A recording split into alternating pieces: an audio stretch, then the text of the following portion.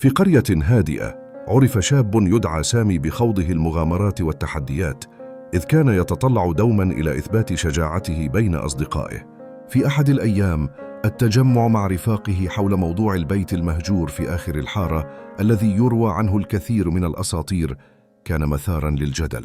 أصدقاؤه ألقوا به تحديا غير عادي: دخول ذلك البيت وقضاء بعض الوقت فيه.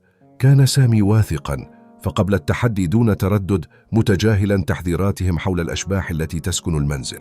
منذ اللحظة التي دلف فيها سامي إلى البيت ألقي عليه تأثير غريب. أغلق الباب فجأة خلفه وأحاط به ظلام قاتم، ومع كل خطوة كان يصدر صوت دقات قلبه وهمسات الشعور بالخوف. أطفأت الأنوار وأصبح الهواء باردا، وكأن كائنات غير مرئية تتربص به في الظلام. ومفاجأة لم يكن يتوقعها، رأى شيئا يركض في الزوايا. ظل طويل بلا ملامح يحدث صوت تنفس ثقيلا، مما جعله يركض إلى الباب محاولا فتحه والنجاة. لكن محاولاته كانت عبثا، إذ ظل الباب محكما كأنه يحذر من الخروج. صرخ بأعلى صوته، ولكن الظلام كان هو المتحكم، حتى شعر بشيء يمسك كتفه من الخلف. التجربة داخل البيت المهجور تركت آثارها الواضحة عليه، إذ خرج منه كشخص آخر، هادئا وصامت، يخفي في أعماقه سرا يخيفه. الليل كان عذابه، إذ كان يسمع نفس الأصوات تحت شرفته تتردد وكأنها تحذيره من شيء غامض قادم.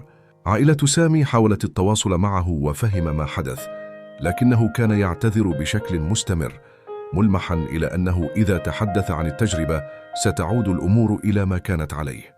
صديقه ناصر لم يستسلم، إذ قرر أن يوثق ما يعيشه سامي بكاميرا. عندما ثبت الكاميرا في غرفة سامي كان متلهفا لمعرفة الحقيقة، ولكن ما صوره كاميرا في ريعان الليل كان مرعبا جدا.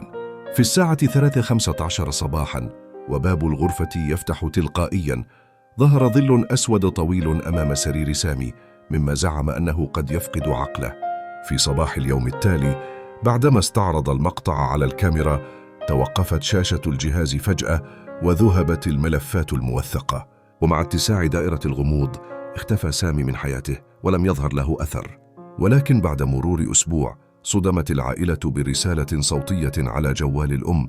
كان صوت سامي يهمس بعبارات غامضة: قلت لكم لا تسألوني، الحين هو معاي وتاليكم عليه.